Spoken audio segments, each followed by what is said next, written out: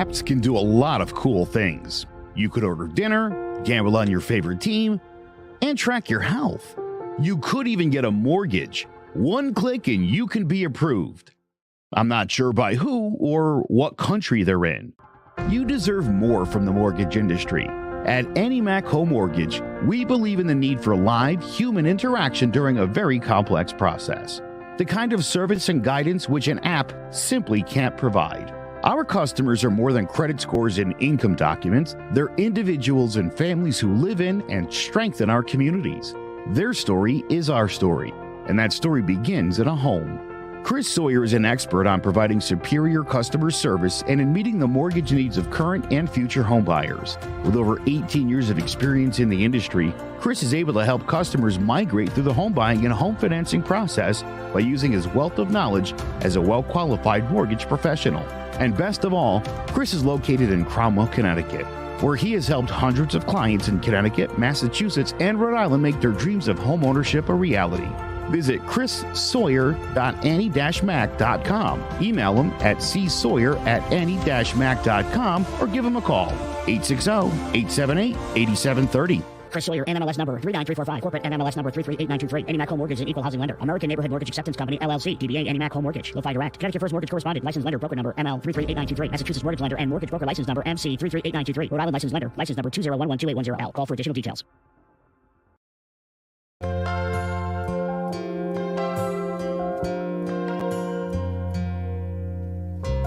If tomorrow all the things were gone, I worked for all my life, and I had to start again with just my children and my wife. I am depressed as hell to be living here today, 'cause the flag still stands for I don't know, 'cause they took that too away.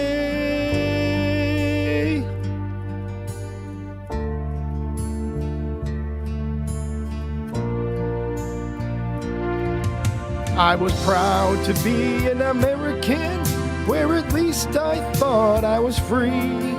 But I won't forget the men who died, who tried to give that right to me. And I gladly stand up next to you and jump on the nearest plane, 'cause there ain't no doubt I used to love this land.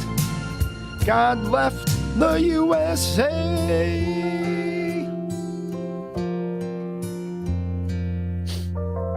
From CRT to school choice, from Ukraine, Putin, and Xi, across the plains of inflation, from abortion to vaccines, from Detroit down to Houston, and New York to LA, where crime is running rampant, and it's time we stand and say, sing it, Frank.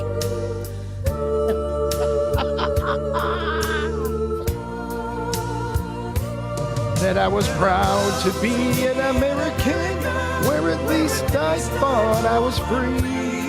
But I won't forget the men who died, who tried to give that right to me. And I gladly stand up next to you and jump on a plane today, 'cause there ain't no doubt I used to love this land.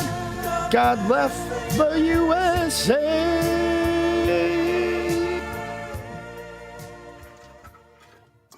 All right, welcome to Divided We Stand. Okay, first of all, I must apologize for my awful singing. I am not a singer. I am, however, Jimmy Battisti, and that handsome devil over there, as always, is Joe Aguirre. A producer of that song. I Yes, was it is. very You gave had a me lot of backup fun singers. putting that together. Yeah. That was great. It was actually Joe. a Thank you. mistake at first, and then I figured out how to work them vocals. You actually did. I know you're not a singer; you're an actor, which people should know by now if they don't. But singing's not your forte, and you laid that on me a few days ago, and I was like, "Please record that." And you said I'm not a good singer, and I said I don't care, because that is amazing. That made it just as much fun, I think. Yeah. See, everybody's loving it. Frank, quick to point out you're not a singer. Yeah, he's not.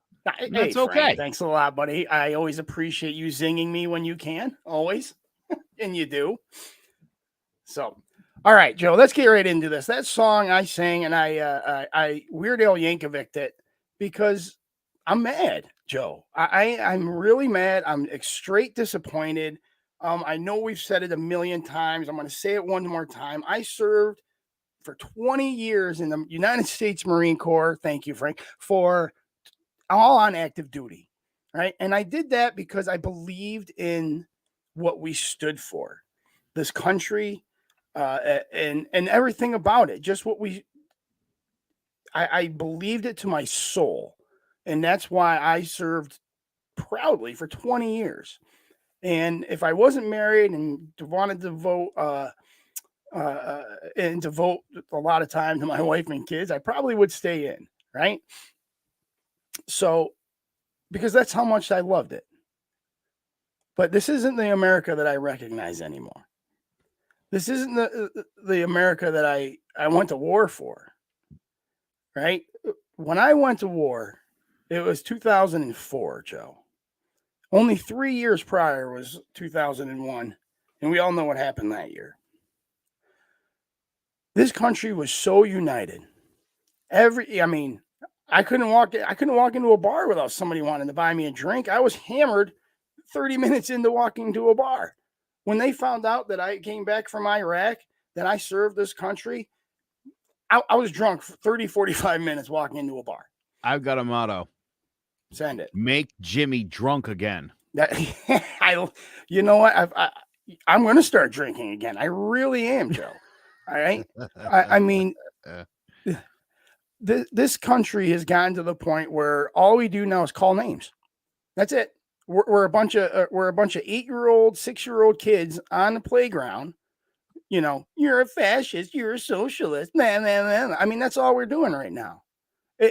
There's no policies that are, overwhelming 100 or the majority of the country, right? It's always half. It's split right down the middle. There's nobody out there, trying to fight for the majority of the country. They're only fighting for their party and voting on party lines, right? And I understand it. I do. I appreciate your loyalty sometimes, right? Because loyalty can be a good thing. However, if you're loyal to a fault and you keep voting in the same chuckleheads, right? You don't like Mitch McConnell, but he keeps getting voted in. You don't like Dickie Blumenthal, but he keeps getting voted in. You don't like the high taxes here in the state of Connecticut, which is, the third highest in the country. But yet we keep voting the same politicians in just because it's along party lines. And then we complain for the next 4 years, right? That nothing changed. Well, you keep voting the same idiots in. And that's all we're going to do again in November. And it's going to be right down party line. You're going to be split again. And there is no more red wave, guys. That is garbage now, right? The number one issue, talking about this election coming up, the number one issue narrowly is still inflation in the economy, right? 10 months ago, or not even, right? Let's say 8 months ago, number 2 was crime. Crime has fallen to number 4, Joe? You know what number 2 is by a very thin margin to taking over number 1? Abortion rights. Abortion rights. And it should be. It absolutely should be. Right? And this is the crap that I'm talking about, Joe. Right? And now you got the Supreme Court overruling Roe v. Wade, which in my opinion isn't a bad thing because now it goes down to the state level. Right. I believe there should be abortion rights. Let's not get me wrong here. Right. I believe there should be abortion rights. 16 weeks, I think, is a great cutoff time. Lindsey Graham is out there touting 15 weeks. Right. Which, may be good, maybe not. 16 to 20 weeks, somewhere around there, I think is a good cutoff. And, but if it's the number 2 hot button topic of the day, just leave it alone, Lindsey Graham. right? You could have submitted this bill November 9th. Leave it alone. Why are you pouring gasoline on a fire? Even if 75% of the country, right, want abortion rights, which they do, and 60% of that 70, you know what I'm saying? So there's a scale there, want some kind of limitation on it. So the majority of the country still want a limitation on it. They don't think it should be a free-for-all, freaking shoot them up, kill them all, thing here. They still want some kind of limitation.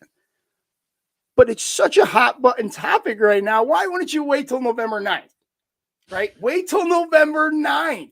Because now you know for a fact Chuck Schumer is out there right now going, see, the Republicans want to ban abortion outright. Well, no, that's not what it says at all. Right? Lindsey Graham actually did put in there 15 weeks, right? The language is in there. It's not a complete ban. But this is what really makes me mad about the Republican Party and Lindsey Graham's bill. You just celebrated for months that Roe v. Wade was overturned. Celebrated it, right? We finally got that law overturned. Yay. Back to states' rights. And I applaud that. I think states' rights should be where all the power lies. But now you're going to try to federalize. It again. Like, what are you fighting for? States' rights or federal rights? Make up your friggin' mind, right? I'm a conservative, right? I like small government. The smallest form of government is your town government, really, but that can make a huger impact on your world is your state government. The state government is where all the power and all the decisions are made that affect your life, right? That's why this November is so important for Republicans. And the only way Republicans are going to win across the board, thank you, Lindsey Graham, is if every single Republican gets out and votes. Every single one. There cannot be one going, my vote's not going to count. But how many millions of those are going to say that? So there's no more red wave, guys, right? So I wanted to bring something else up here, Joe. And I know I'm taking over, but just because I'm mad, right? I'm just upset. So I'm just going to ramble here, right? So my wife called me the other day and she was driving to a hair appointment, right? Yeah, she gets those. She's a girl, right? She calls me up and she's like, Jimmy, there's a guy on the side of the road with a sign. And not just any kind of a sign that like a cardboard with like a Sharpie on it. No. This man went to Kinko's, paid money to have a sign made. Okay? Paid money. Good, hard money that, that we complain about inflation, so we don't have enough. But we're going to waste it on stupid signs that said Trump won. Trump won. That's what it says. Right? Paid money to have this sign made. All right. Now look at, guys. Do I believe the abortion was stolen? Do I believe that there was election interference? I'm going to answer your question. I'm going to answer it the most honest possible way I can. I don't give a crap. I don't. Do you know why? Because it's not going to change anything now. It's 2 years later, guys. What use does it do us to complain about it? I don't care if there was election fraud. I don't care. Trump isn't the president. Brandon is. We got to get over this. Let's move on. Let's start a current fight, right? Let's stop this old crap and start a new fight. And the new one should be what our policies are as Republicans, as conservatives.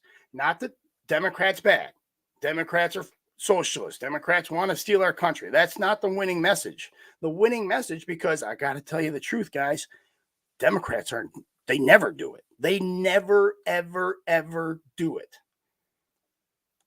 Every person out there, in my opinion, is craving an answer, right? Inflation is still the number one topic, right? Very closely followed by abortion. But everybody's looking for an answer. But nobody's giving them an answer. They're just saying how the other side is bad, right? So all Bob Stefanowski here in the state of Connecticut would have to do is, hey, guys, here's my answer. here's my solution, and here's how it's going to work. I guarantee you he lowers that gap from 12 to 3 because he's at 12 right now. He's getting crushed because they have no plans. They just want to point fingers and be 6-year-old freaking schoolyard kids, and calling each other names. And I'm sick and tired of it. Joe, I got to take a break. Go.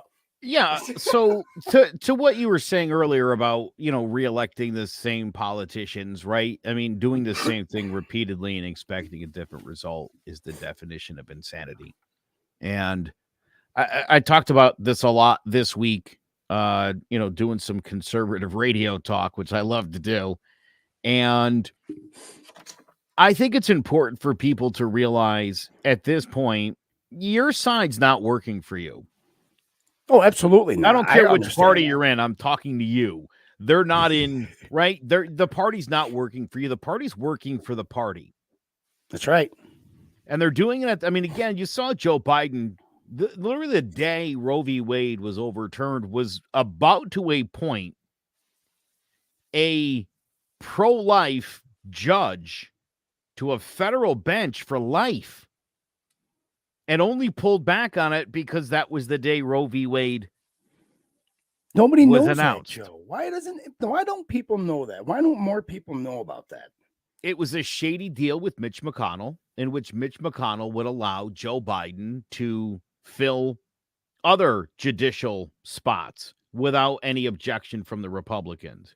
As long as Mitch could get this one pro-life conservative guy on the district court in Kentucky. Yeah. He wants to keep things the way he wants to keep things there in Kentucky. And so Joe Biden was all too happy to deal with the devil. So again, further evidence that letting Roe v. Wade, knowing it was going to be overturned, not attempting to codify, was an intentional plan. Yep. It's funny because in Connecticut, a poll just came out from Emerson College. I'm sure you've seen this on your conservative radio. I'm sure they talked about this, but 40% of people cited the economy as the number one main concern for people here in Connecticut. Here's the funny part. The current governor, who's a Democrat in this very liberal state, as you said, is winning by 10 points. 12, I think. Is it 12? It probably will end up that.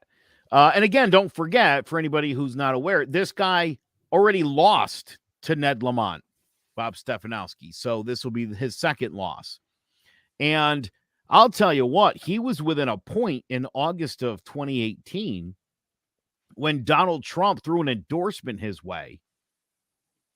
And then he lost by I mean, it ended up being like a 4-point swing for Lamont when he was endorsed. Now, Bob Stefanowski doesn't embrace Trump.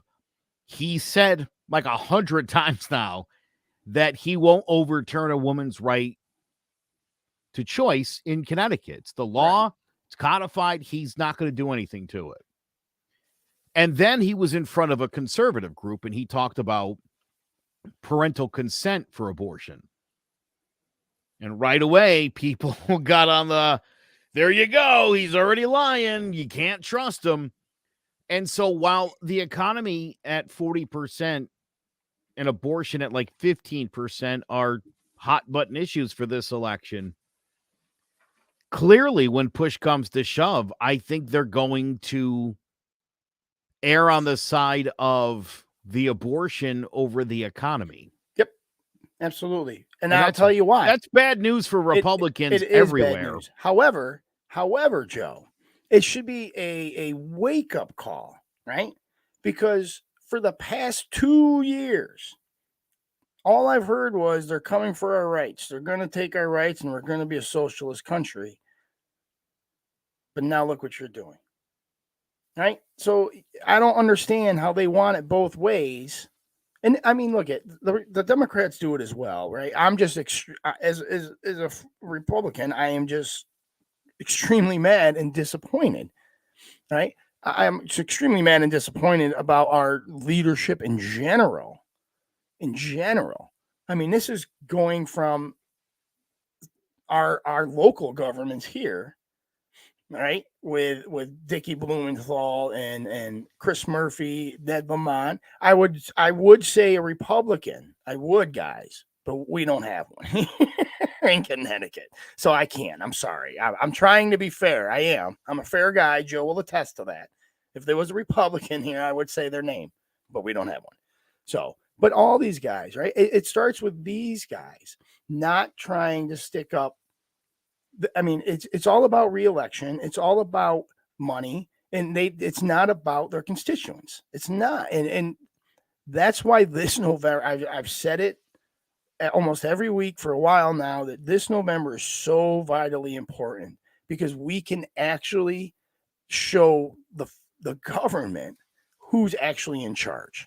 This is our chance as we the people. This is our chance to have our voice. This is how it was intended. This is how the Constitution was written, right? And it was written this way so the federal government can't have too much power, right? So it confines the power to the states, and in my opinion is a great thing, right? But this is, and it's because we have more of an effect on local elections, on local government than we do federal, especially here in the state of Connecticut. What do we get? 2 friggin' votes? We get 2? Well, so like I said to you the other day, listen, Ned Lamont hasn't said anything in the way, Bob Stefanski rather hasn't said anything in the way of what he would do differently to make the economy better. He's offered 0. Right. And no Republican all week, I can't help but think if he laid out a plan that seemed halfway logical, I think it would have a huge impact on people. So do I. Absolutely. If he came out with I mean, look, that thing could be 75 pages long, right? And almost unbearable to read, but people will read it. People will be like, how are you going to help me? They won't even read it, but they'll know that there's a plan. And having a plan, dude, it could be just a giant binder of like empty pages. Like, here's my plan. And then answer some questions on it or whatever.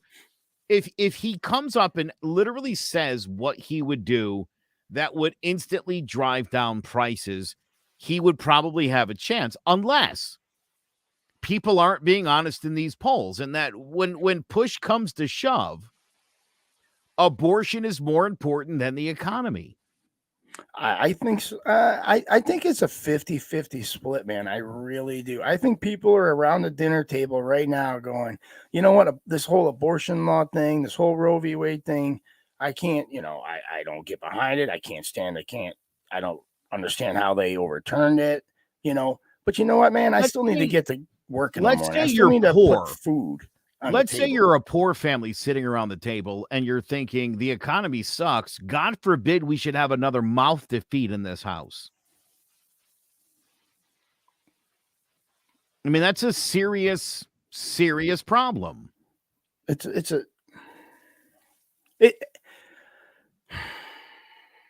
only a serious problem if you're irresponsible. That's not true. Sure it is. That's not true. I can't afford another mouth to feed, Joe. I know that. So guess what? 2 things. I know what you did. Listen, statistically speaking, right? You mentioned, 15 or 16 weeks. We've talked about it. 20 weeks. Everything's before that anyway. 90% are before it. And most of the 10% after it literally are the mother's going to die or the baby's dead and they're just removing it. So again, this is kind of a problem. We don't really have a problem. We don't have to deal with this. Exactly. We shouldn't be. This is something that Republicans have made an issue for years.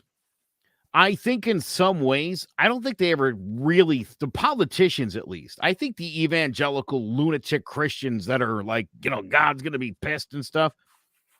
I don't think the politicians ever thought it was going to be overturned. It makes for a great talking point. Oops. We're going to ban it. We're going to ban it. Hey, you can ban it. Well, maybe not ban it completely is the new message. By the way, as far as Lindsey Graham is concerned, I was glad that Lindsey Graham became the first Republican to at least acknowledge abortion. I think, again, what he was in some way attempting to do was like, maybe maybe a compromise of some sort. Exactly. Like, we won't break your balls at all in that first trimester. Just, can we not do them in the second and third? I think, again, my thing is, I think 15 or 16 weeks I think it's too short. I know as you get towards 20 to 24, you start talking about, development and heartbeat and stuff like that. The problem is the first 4 weeks, as we've talked about before, you don't know you're pregnant. Yeah, you haven't. You're right. So you're at like the 6-week mark when you're even like, oh, all right, I got to do something about it. I got to, and again, it's not like people just make a split decision. Women are going to need a little bit, right? Women are going to need time. They need to think about it, talk to whoever they need to talk to about it, make a decision, and then do it. 16 weeks is not a lot of time. I think somewhere 20, 22 weeks, maybe 22 might be a nice number, which essentially would put you at like 18. You know what I mean? 18 measurable weeks at that point, I should say. And I think that's and again, anything after that, it's because the fetus is dead or growing outside the womb. I think you have to put exceptions in for that. You definitely have to have exceptions. I agree with my wife's literally had a baby that was I think it's called what the heck is it? Endioptic or whatever it is. I could see the word, I can't remember the letters, all the letters in it. But it's it's growing outside the uterus. My wife's friend did it and the baby's fine. And she lived and everything. She's fine health-wise too. So it's possible. But again, to have the option of like, this is a risky maneuver, you can get that out if you're at like 30 weeks and it looks like it's a tough situation. I think you just need to have those few exceptions in there. I think in the case of like incest and rape, there's no reason why you still can't do it in the first trimester.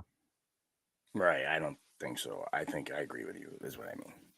That one probably, again, I think when it comes to the mother's health, I think you that have should to be the only exception.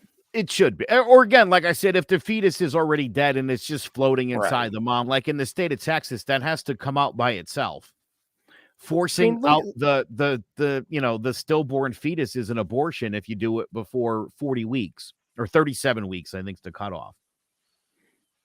That law's got to go. That's a terrible law, literally, where they send women home with dead fetuses inside and tell them to come back in a couple weeks. Ooh.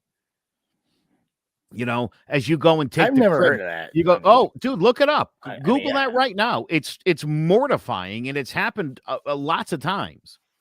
Yeah, and doctors in Texas are like, this sucks, dude. Like, you have to tell a woman, like, hey, the baby's dead. We can't take it out of you. It's going to have to pass naturally because, again, the removal of that fetus before 37 weeks is an abortion. It's ridiculous. Well, yeah. I mean, a DNC procedure after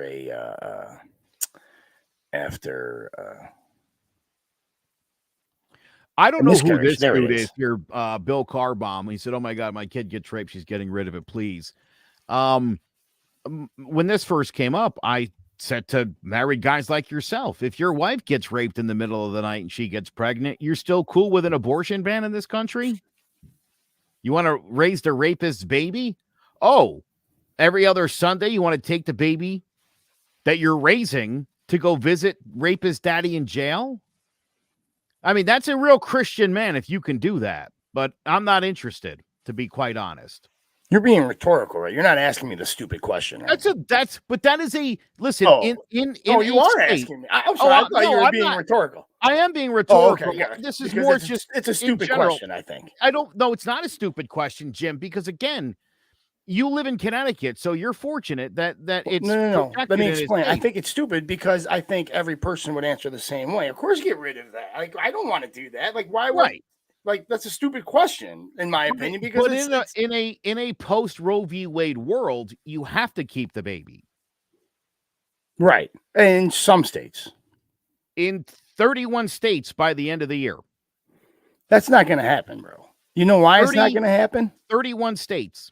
because And there's 13 November of them is who gonna have change no that. exception for rape or incest. So there's going That's to be a going to all lot of change. That's going to inbred change in rapist November. babies. Knock on wood, right? Knock on wood. But my prediction that number 31 is going to drop down to like 5 tops, right? Alabama, maybe. Like Florida won't even do it, right? Alabama, Mississippi won't do it. Mitch If I had to McConnell's guess, Kansas. Florida's got to be the abortion capital of the world. But you want? I'll look that up. Who was? You know. I'm just kidding because Frank is watching, and I like to rattle Frank a little bit. I'm sure Frank's even responsible for some of those. I'm just kidding, Frank. Oh my God, Frank! Yeah, oh yeah.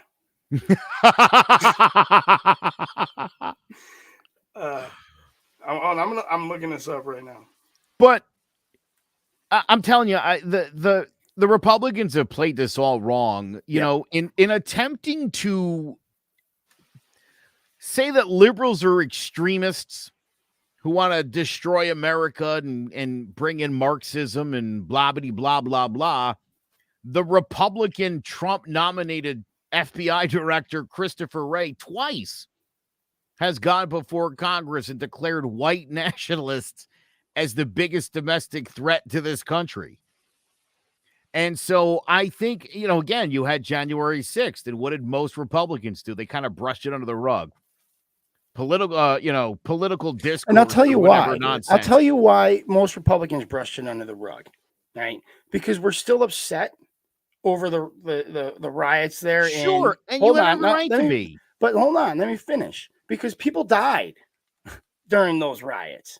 Billions of dollars of damage to federal courthouses, right? Was also included in that. People's personal property, and nothing was said. No Democrat came out and said this was bad. They just came out and said that they should take to the streets. I believe that was Maxine Waters, right? Said take to the streets. That beforehand, not afterwards. But yes. I think that all the Democrats came out and said, nope, this is a peaceful protest and they get to exercise their rights to protest, when we all could see with our own 2 eyes that it wasn't peaceful. Now you take January 6th. Not for nothing. When the inmates are rioting, you have 2 choices. You either crack skulls or you play the sympathy. Like, yeah, I get it. Like, you gotta like, you know, get your vigilante, whatever.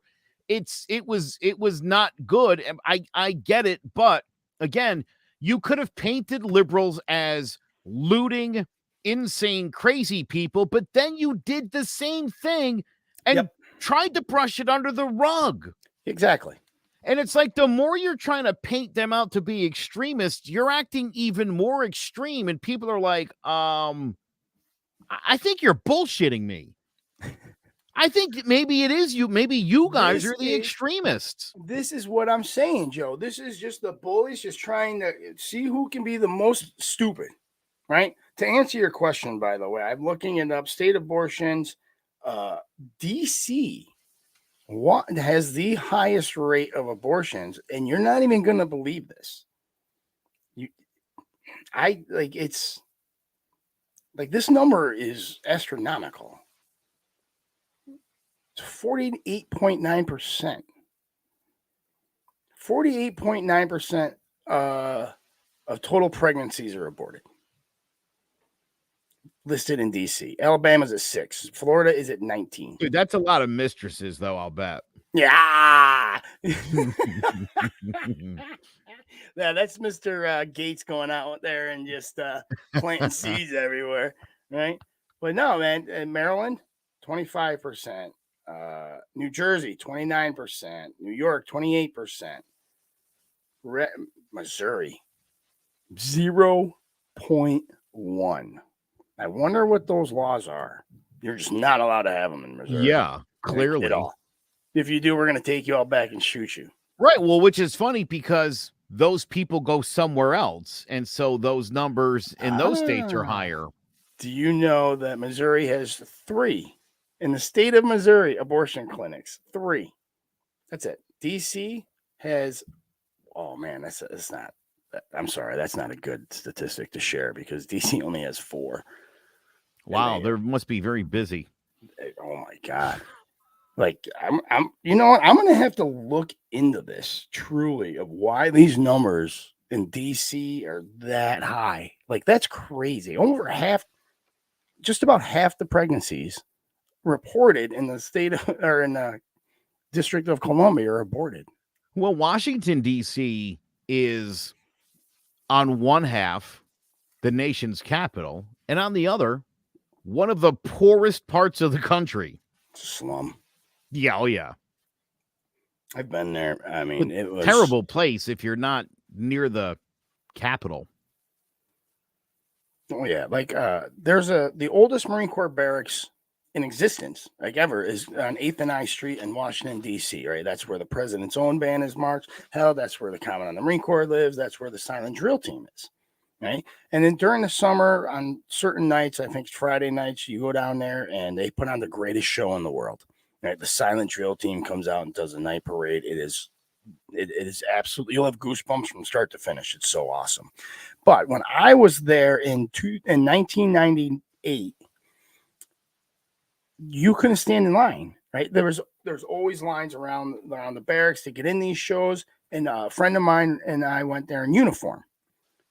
They came out and got us and escorted us in. We're like, no, we don't want you guys standing out. And you just look across the street and there's homeless people. I mean, it was just awful. It was just the slums, right? Well, I went back in 2002.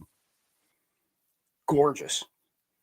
And I'm like, what the hell happened? Like, how did this? It changed so much. And they're like, oh, we just jacked the taxes up 50%, drove everybody out. Nobody could afford to live here. And then all the rich people came in, bought everything up, and we gave them tax breaks.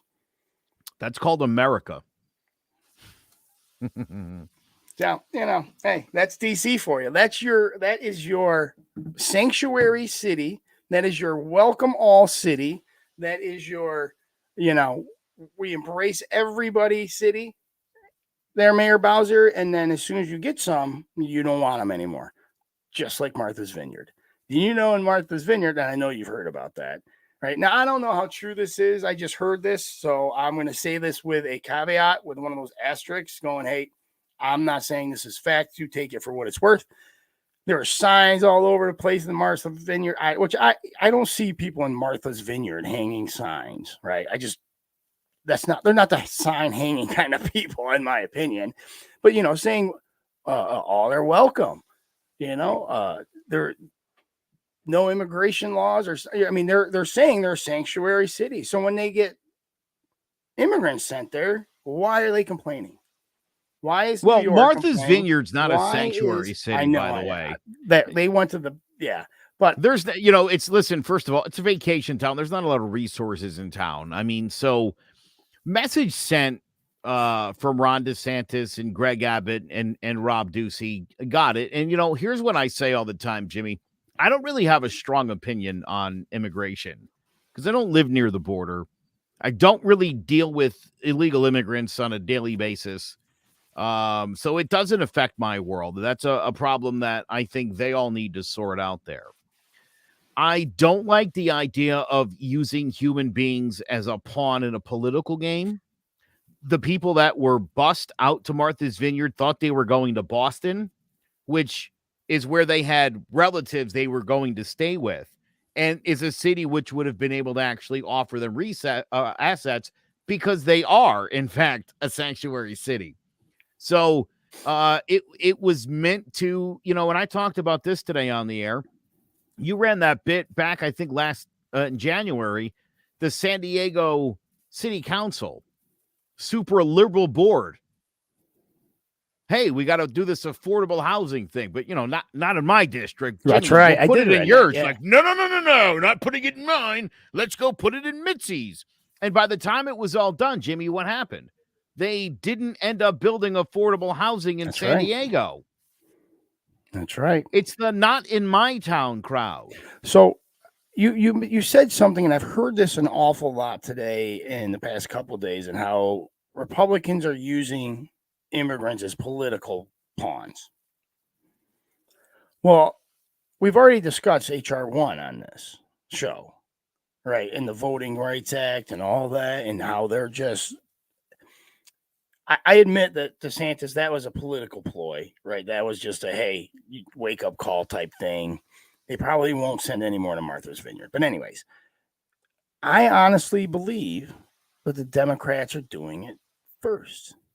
The Democrats are not doing it. I don't want to say all Democrats. The administration is not doing anything to stop the flow of 2 million illegals crossing the border so far this year or last year, fiscal year, right?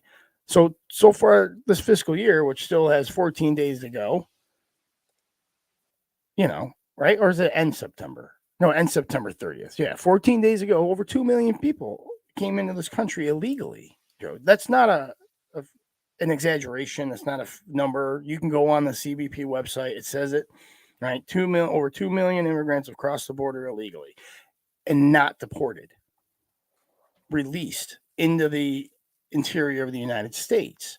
Well, that goes against every immigration law that we have. That it's just illegal to do according to our current, whether it be right, wrong, or indifferent, right? I'm not saying the immigration laws are right. I'm not saying they're wrong, but it goes against the law right now. So the administration is using them as political ploys to try to get more Latino votes, and which is the whole reason I said, vote. Oh no, give it time, my friend. They're going to. I told you that's what HR 1, right? House Resolution 1, the most important bill to the Democrats was HR 1. Allowing illegal immigrants to vote. The number one agenda of this administration, according to their own bills written, is allowing illegal immigrants to vote. I have not heard that being their number one agenda. You won't. But you've heard of HR 1. That's sure. That's not. You know how how bills are written. Right? Let me tell you something. There's been this like nonsense going around about abortion, that California had a bill that would have allowed for abortion up to 24 days after birth. Did you hear about that? No, that's nonsense, but okay. It is nonsense. There was a bill that was written that didn't end up even getting out of committee, that would have allowed for abortion during, and the term they used was for prenatal.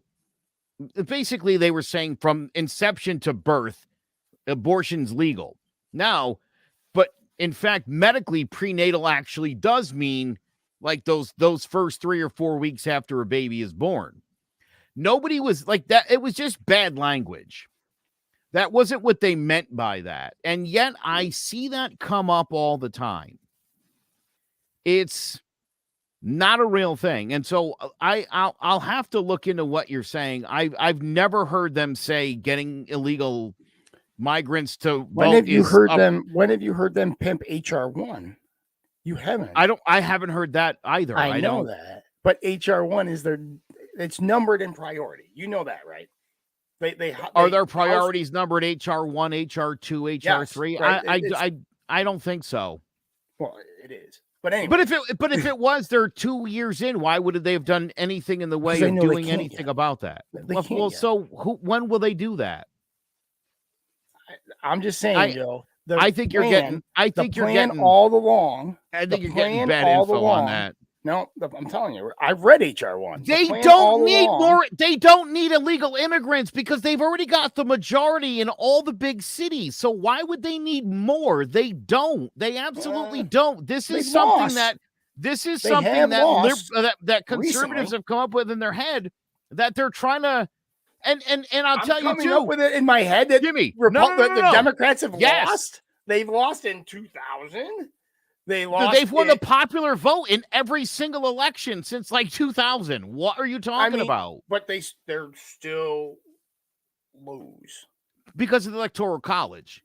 I would be more concerned about them overturning that, because they keep winning the popular vote and losing the presidency, which had rarely ever happened before. And now it's kind of happens on the regular. If we get rid of the Electoral College, we're done. And also, Trump got creamed by like 8 million votes last time. So they've got plenty of votes. They don't need illegal votes. Again, it's something that it's in people's heads. Illegal immigrants will never get the right to vote. It doesn't work that way. When you do away, when you don't need a signature verification, when you don't need a legal ID, Sure, they can. When you have no verification I've no never verification voted. process. I've never voted Sure without you can. showing ID and having them connect it to the piece of paper in front of them. Again, I think that's something that people have created in their head. You show ID at the voting booth. I don't know who's voting without it. I have no idea. I've never seen that. I hear about it, but I don't know anybody who doesn't have to show ID to vote. Read HR1 for me, my friend. I'll send it to you. Right? I can listen. I can read the Green New Deal. That doesn't mean jack anything. Ideas are ideas. No. I'm not saying that, right? What I'm saying is that was their plan. That's why they're not closing the border. This was a calculated plan on the part of this administration to allow them to vote. So let's flood them. I think that's a right-wing media. I didn't hear that on right wing yet. I say the right wing is wrong. That's 100%. They don't mention HR1 on that's 100% lunacy. Nobody would. Why would they even do that? HR1 is me. Where did you find that? On CNN? What, HR1? No, where did you find this information that this is their number one state? Where did you get that from? I've literally never heard anybody even suggest ever once that illegal immigrants should be able to vote. I've never heard of that. They won't. Who's saying that? They won't say it out loud. This is what I'm saying, right? You haven't heard of HR1. Okay. Right? Yeah. Have you heard of HR1 besides from me? Yes, I've heard of HR1. I've heard of it. You guys use it all the time, and I don't think you know what it means. Of course I do. I read it, Joe. Sure, but you also can't infer something from something you think. Resolutions for each house are assigned a number in the order of which they are introduced, starting at the beginning of each Congress. First, second session, there are no real differences between the bills and joint resolutions. So you're 100% right. I was wrong saying importance. It's just the first one that they've introduced. Okay. Which is right. So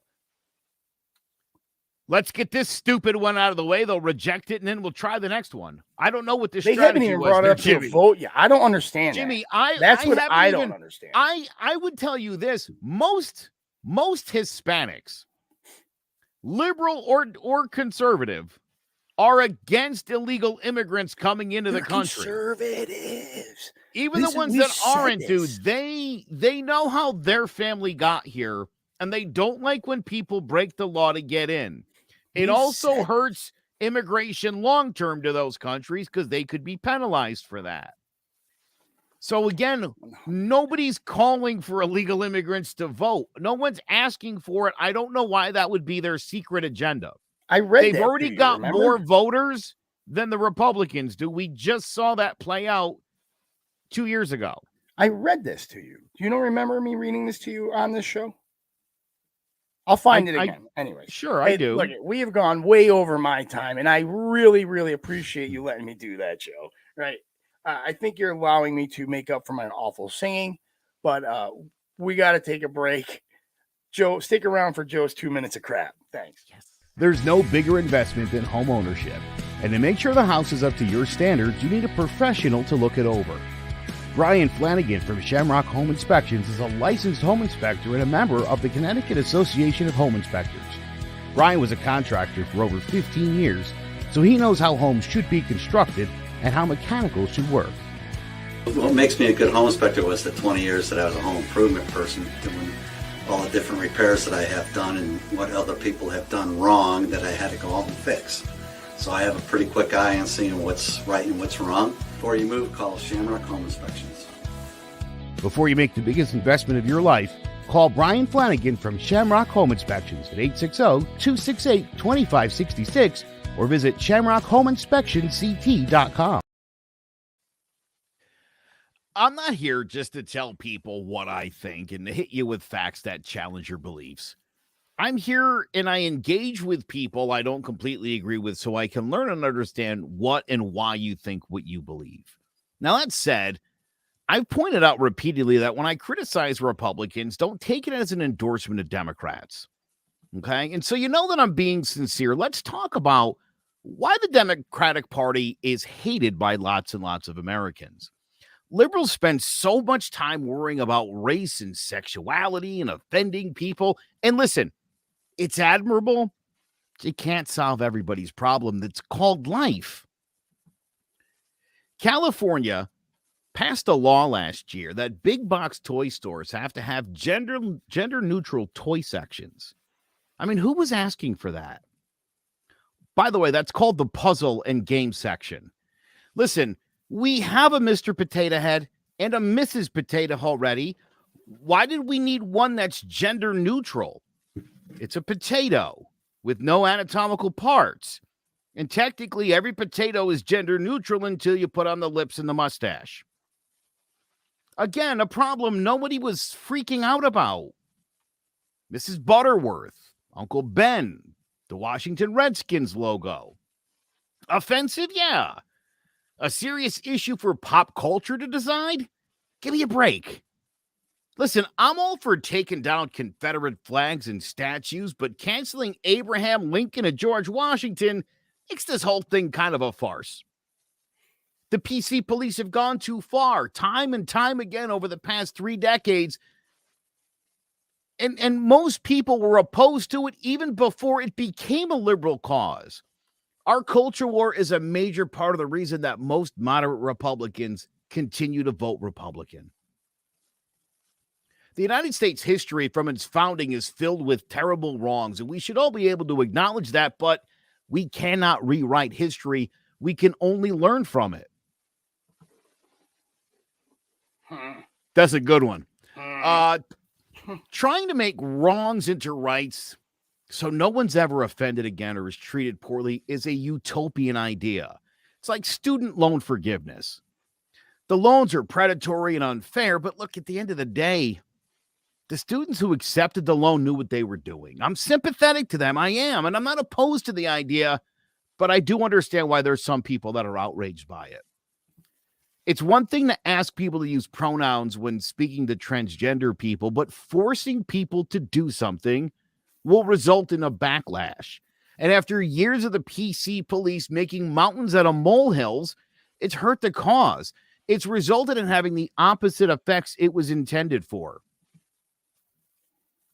Comedian George Carlin used to say that he was a supporter of feminism, that he thought women deserved equality, but that their message got blurred when feminists started making demands of other people. No one wants to be told what to do or how to act or what to say. Being an American means no one can tell you what to say or do or how to act. So when Republicans tell me that liberals are destroying America, I assume that's what they're actually talking about. And liberals are going to try to spin that to mean that Republicans don't want to lose America to minorities. And that might be true of the extremists in the GOP, but for everyday Americans like yourself, I think it's about the perceived loss of freedom.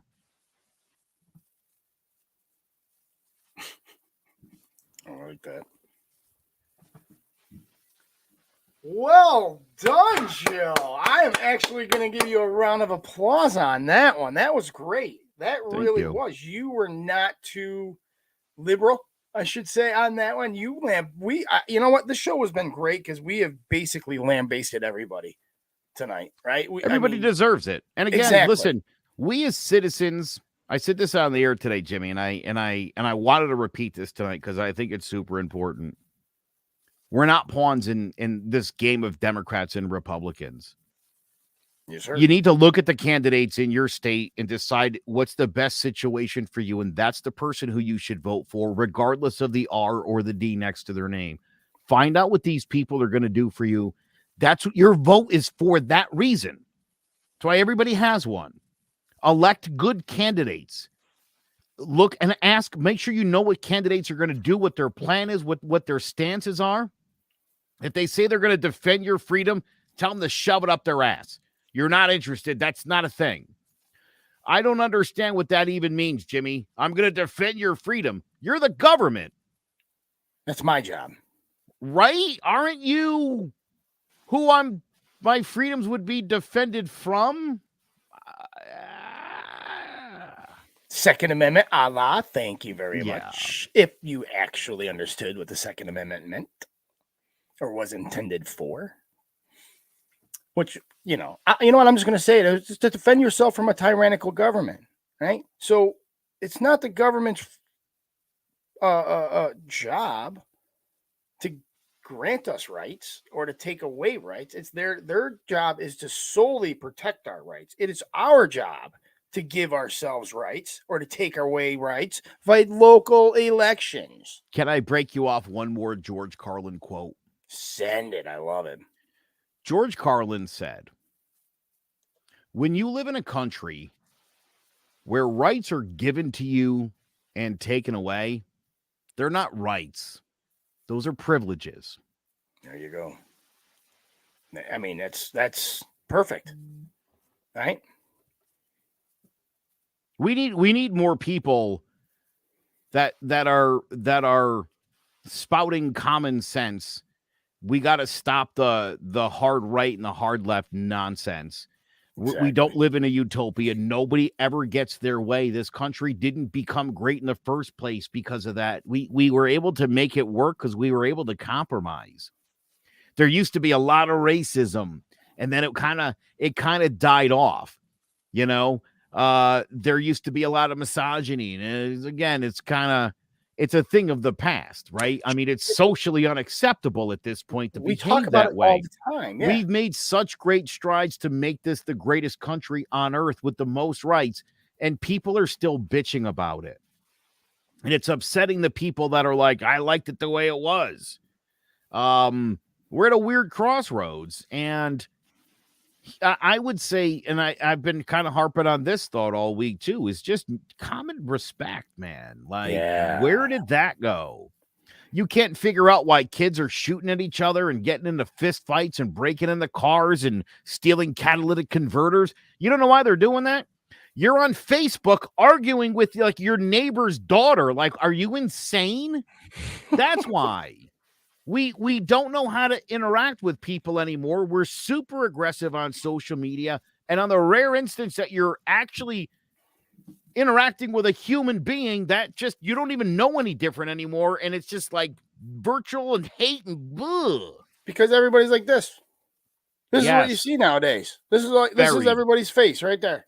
We've lost the ability to empathize, communicate with each other. And there's just, again, dude, I was in a store today and this guy was just on his phone talking at like top volume. And it's like, bro, this isn't your office. Shut your mouth. Just have respect for people around you. What's wrong with people? So I was in line at Walgreens today, and if anybody gets their prescriptions at Walgreens, you know what a nightmare that is. I'm in line. I'm out waiting about 12 minutes so far. There's a guy in front of me. This female, I have no idea who she is. She was a lady, born at birth, I guess. I don't freaking know. Walks in front of me and just stands there. Doesn't say a word. Doesn't even turn around and acknowledge my existence. Now, ask my wife. I am the last person you want to do that to, because I will straight embarrass you. I will cause a scene just to teach you a lesson. And I did. Of course I did. So I went, excuse me. I was in line. And she turns around and she goes, oh no, I'm just here because they're going to call me up. Oh, right. They're calling. I'm just waiting for them to call me up. So I looked at her and I said, now, don't you think that whole scene could have been avoided if you just came up and talked to me about it instead of just being rude and cutting me off like a jerk? And she's like, well, maybe. I said, well, you know what? Now I'm going to cause a scene again because now you're just a dick. And I did. I'm like, I don't know why you got to jump in front of me like that, lady. And I'm causing a scene. I don't care. I'm the last person you want to do that to because I will embarrass you because I don't get embarrassed. I just don't. And the point is, it could have been avoided. Just hey man, hey sir, I'm just waiting in line. I'm not trying to cut you off. Oh, okay, yeah, sure, not a problem. I'm not a jerk, right? Yeah, absolutely. Even if she came up to me and was like, yeah, look, and I'm in a rush. Would you mind if I can't? Go right ahead. I'm chivalrous. But when you're a dick, when we have lost the ability to communicate, when we have lost the mutual respect to offer an explanation to somebody for odd behavior, like I didn't even rate it. Like, I'm not even good enough for her to offer an explanation for that. Like, we're done. Our societies is collapsing from within. And then, you know what? We're doing that to ourselves. We can't blame politicians for that. Yeah. We're doing that to ourselves. Well, sure. Some people want to blame liberals and some want to blame conservatives. I blame Steve Jobs. Douchebag. I mean, look, I want to blame Steve Jobs. I do. But this is no different than when you and I grew up saying fag or homo or stuff like that, right? There's not a law against it. There's not a law prohibiting me from saying that word anymore. Or retard, right? That's another one. It just kind of naturally like, that's not cool, right? That's called natural progression. Oh, dude, well, right. I mean, again, when somebody said to me the first time, they were like, dude, don't say that word. Like, that's offensive to gay people. And I was like, no, it's not. I don't mean it like that. And they were like, yeah, but you're implying that they're lesser than. And I'm like, oh, yeah, I guess I never thought about it like that. Like, I wasn't suggesting that was the truth. Right. I mean, it was easy to like, yeah, I'll stop saying that. Or again, retard is a good one. Because that word only means to slow down. You know, you could retard something. Yeah. To hinder. That's right. But again, the way people had been using the word when they were like, stop saying that, I was like, yeah, no, I don't want to. I'm not picking on mentally challenged people. Why would I? Yeah, I don't want to hurt them. I didn't, wasn't saying it to be mean. I just was saying it because it was a cool burn. But again, right. I agree with you, Jim. And I think by and large, people, and again, this is why forcing people to do something as opposed to being like, hey, that's just not cool. And then let them be like, yeah, I do whatever I want. And then eventually they're like, yeah, I mean, you're right. That's not cool. Because again, dude, nobody wants to be called out. We're all the hero in our life. Like, we view life as like, we're the good guy, and everything we do is a little embellished, and we're so awesome. But you ever think to yourself that maybe you're the bad guy? Maybe you're not one of the good ones. Maybe there's people that view you as a bad person. I don't mean you specifically, Jimmy. I just mean to everybody here in general.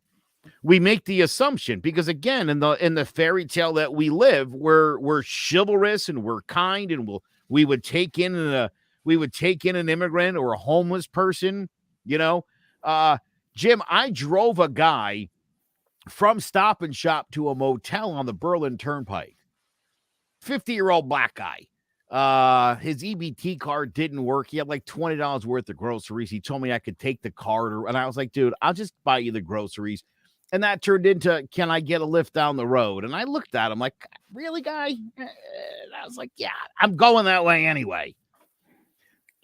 My wife is like, you're insane. You thought that was a good idea. And I was like, no, but if I was in he just seems sincere enough. And obviously he didn't do anything. I mean, I dropped him off. We shook hands. We BS'd for a few minutes about being dads, and he went about his business. It cost me $20 and I gave him a ride home, and he gave me some good advice about being a dad. It was a nice moment between two strangers. I'll never see that guy again. And to be nice, right? I mean, $20 isn't going to kill me. He didn't have anything. Yeah, man. We got to look at each other as human beings and be like, that guy's got wants, that guy's got needs. I want mines, but make sure people around you have theirs. And if they don't, and you can help. Absolutely. You know what? I actually, in the beginning here, I skipped a lot of what I wrote down. See, I actually prepared like notes and everything. And I just make all that stuff up off on the fly. You pull them pictures up like that. How That's those awesome. pictures show up is beyond me. But I always, and I skipped this, and the part where I came out and I said, you would call each other names, like you're a fascist, you're a socialist. We need to stop that, and we just need to go back to being Americans, right? Yep. I'll take it even a step further. If we can erase R&Ds by our name and just put an H for humans, that would be tremendous. That would go a long way. We've stopped looking at each other like regular humans, and we're looking at each other now like Republicans and Democrats. You're either a Trumper or you're a Democrat, I right? feel like I've melted your heart to the point where you're becoming a humanitarian and you don't even realize, a humanist. I've always been a humanist. Yeah. Always, right? I went. I'm a humanist. Trust me. I believe in people. Right? I've always believed in people. My wife will tell you that I am the most generous person she's ever known. Right? I'll help any person that You've I done don't me know. solid on a number of occasions, dude. I mean, you are as good a dude as I've ever met. That's you and I have become fast friends in life. Well, yeah. I mean, Um, but my entire life since I was 17 years, 18 years old has been dedicated to helping others. Do Yeah. you know what I'm saying? And I believe in that through in my heart and down to my soul. I know you don't believe in a soul, but I do. But I believe it. But more that we important to me, though, need to Jimmy, is help. that you've actually done it. Not even that you feel it in your heart or your soul, but the fact that you've done that. You continue to live that life every single day. Well, I thanks, don't. bro. I try. I don't. Really. Yeah, man. I don't. Listen, I don't think you could do anything more in life than just be a good person. You know, I'm You trying to shouldn't be. have to do any more than that. So listen, right? I was a conservative, a Republican. I was a Roman Catholic, and I took all my stuff really seriously until I stopped. And I mean, I get it, and I'm at a point now where, like, I don't need anything to identify who or what I am. You know, I've always thought I was white, and I recently found out I'm Hispanic. I had a Hispanic grandfather growing up. I didn't get that, and I see it now. Doesn't matter. You know, I don't subscribe to a religion. I don't believe in a God. I believe we're on an amazing planet that could very well be the only one that has intelligent life on it. And you've got 50 to 90 years on this earth. You'll be gone. And within 50 years, nobody will remember you existed unless you do something monumental. When you think of the billions and billions of people who have lived going back millions of years now, we only remember a handful of them. If you want to leave a legacy, be a kind person, and people will remember you. Oh, absolutely. You know, I don't know why I don't even know what I'm even saying at this point. I What? I hope people remember me as a kind person, as somebody who is always looking out for everybody else. Right. That's what I hope people remember, but I don't think it's going to be. I can spout some nonsense, by the way, like I just did, and that's where I'm like, oh, I see why people think I'm a liberal now. Mm-hmm. But I think I'm going to be remembered for the, hey, lady, what are you doing? I think that's what I'm going to be remembered for, not the fact that I gave, at least in her world. Yeah. You know what I'm saying? She's told that story about 100 times today. Oh, yeah. Guarantee it. I guarantee. But you know what, man? It pisses me off. Like, just talk to me, man. Just talk to me. If you're an old person at a grocery store and you look at me and be like, hey, son, can you please bring my cart back? Absolutely. Not a problem.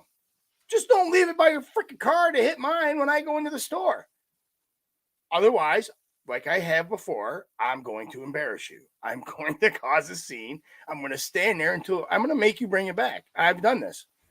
Yeah. Don't care. Yeah. Don't care. Again, it doesn't cost you anything to be nice. You don't have to go out of your way for people. You really don't. You know, just be kind in the moment. Hold a door at the very minimum. It takes no effort. It takes no money. It takes no time to say good morning. To say, you know what I've seen. You know what meme I've seen on Facebook a lot. It's something like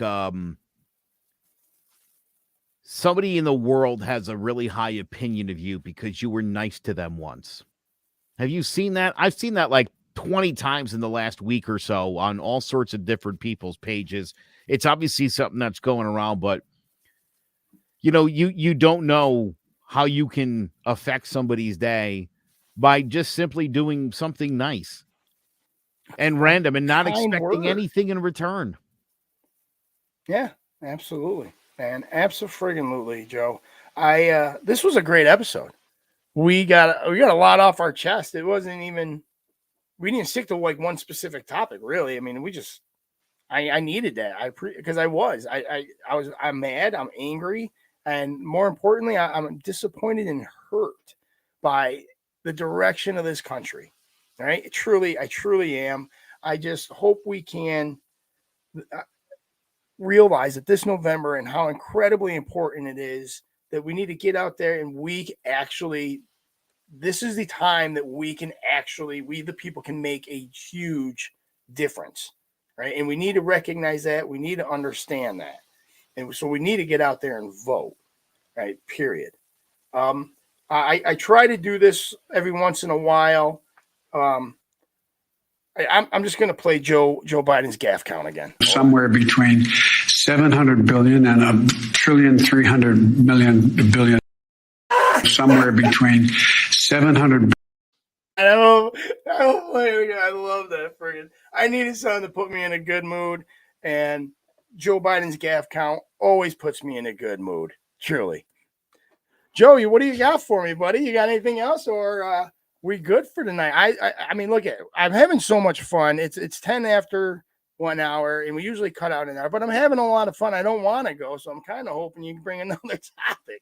But I understand we all got lives, and We could definitely talk about transgendered people. All right, for Joe Aguirre,